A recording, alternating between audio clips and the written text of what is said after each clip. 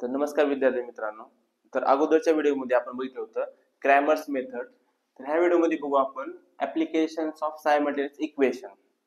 तर applications of simultaneous equation मध्ये आपल्याला काही वर्ड प्रॉब्लेम आहे. आता काही जणांचं कसं असते, वर्ड प्रॉब्लेम म्हणलं की मला तर येत नसते किंवा अवघड असते, असं प्रत्येक विद्यार्थ्याच्या मनामध्ये एक भीती असते. पण सर्वात सोपे वर्ड प्रॉब्लेम असतात. कसं तर आधी एक दोन वेळेस क्वेश्चन रीड करायचा आणि कोणता नंबर कशासोबत कंपॅरिझन करणे हे महत्वाचं आहे. आता याच्यामध्ये काय म्हणले, टू नंबर्स डिफर बाय 3 म्हणजे दोन नंबर मध्ये डिफरन्स किती आहे, 3 चा आहे. And sum of twice of smaller number and the thrice of the greater number is 19. Find the numbers. आता नंबर म्हणल्यावर एक कोणता तर ग्रेटर असेल, कोणता तर स्मॉलर असेल. तर आपण काय करू, सपोज स्मॉलर नंबर आपण काय म्हणू, एक्स म्हणू, आणि जो ग्रेटर नंबर आहे त्याला आपण वाय म्हणू. कारण आपल्याला काय करायचंय, linear equation in two variable म्हणायचं. दोन व्हेरिएबल आपण यूज केलेत, एक एक्स आणि Y.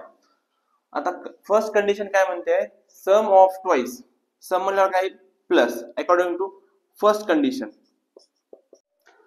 the sum of twice the smaller number and the thrice the greater number is 19. म्हणजे sum of twice the smaller number. Smaller number ला काय म्हणलोय आपण, x म्हणलोय. So twice of smaller number and thrice of greater number. Thrice of greater number ला काय म्हणलो आपण, y is equal to 19. हे झालं इक्वेशन नंबर फर्स्ट. आणि सेकंड कंडिशन काय, सेकंड कंडिशन काय,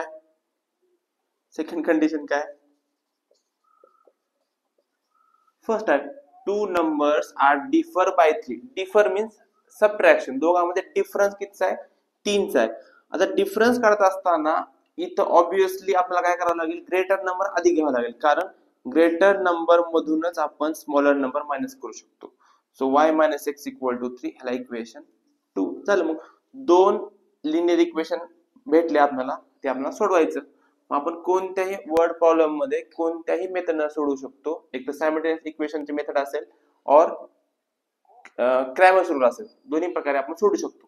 तर आपण काय करू, 2x plus 3y equal to 19. आता काय करा, आधी x व्हेरिएबल आधी घ्यावा लागेल, नंतर y. सो मायनस एक्स, याला साइन कोणता असते, प्लस y इक्वल टू 3. आता आपल्याला हे जर सोडवायचं म्हटलं आपल्याला काय करावं लागेल, कोएफिशिएंट आधी सेम करून घ्यावं लागेल. तर इथं इक्वेशन नंबर 2 ला काय करावं लागेल, 2 ने मल्टिप्लाय करावं लागेल. 2 ने मल्टिप्लाय केल्यावर काय होईल, हे काय होईल, minus 2x plus 2 into y 2y equal to 2 3 जा 6. म्हणजे पूर्ण इक्वेशनला आपण काय केलंय, 2 ने मल्टिप्लाय केले. कशासाठी, जर आपल्याला कोएफिशिएंट सेम करायचे होते. सो मग हे इक्वेशन हे 1 होतं, हे 2 होतं, हे 3. तर 1 आणि 3 सोडावं लागेल. So 2x plus 3y equal to 19 हे इक्वेशन 1, आणि minus 2x plus 2y equal to 6. ह्या दोन इक्वेशनची काय करावं लागेल, ऍडिशन. Add 1 and 3. तर मग काय होईल, plus minus get cancel. 3 plus 2 5y equal to किती येईल, 19 plus 5 6 25. So y equal to 25 by 5. So y equal to 5. 5 5 25. So आपल्याला काय भेटलं, y इक्वल टू 5 भेटलं. आता हे इक्वेशन, हे व्हॅल्यू कोणत्याही इक्वेशन मध्ये आपण पुट करू शकतो. आपल्याला माहिती आहे y minus x equal to 3 आहे. We know the value of 5, value of y that is 5 minus x equal to 3. so minus x equal to 3. हे प्लस तिकडे गेल्यावर काय होईल, minus. So minus x equal to minus 2. Minus minus become plus.